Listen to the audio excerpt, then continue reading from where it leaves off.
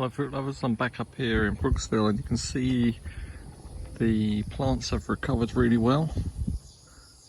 Some of them died back pretty hard in the winter. You can check out the other videos for that.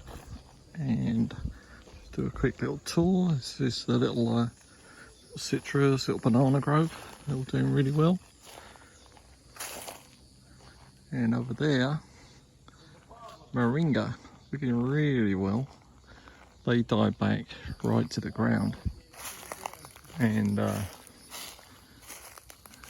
at them, crazy. They were right back to the ground. Everything was dead here.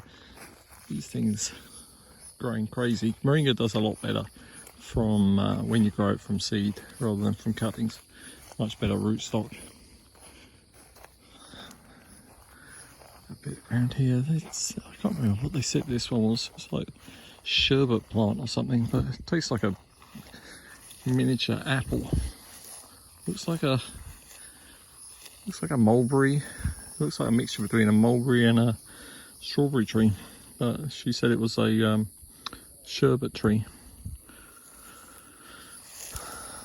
So you can just I don't think I'd bother. I mean, I'm going to try and grow some from seed, but nothing really spectacular.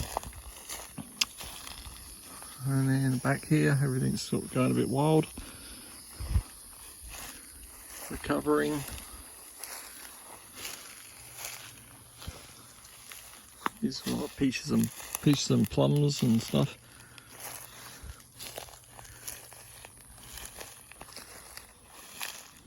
Anyway, just a little tour to show you that the stuff was recovering. I'm going to just sit down here and have a look at the beehive. They say that there's very little, very few flowers around here, especially in the summer.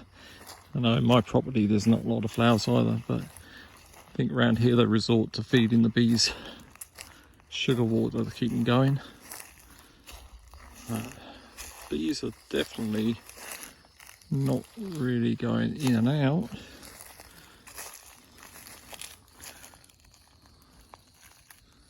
Not a lot of movement in and out.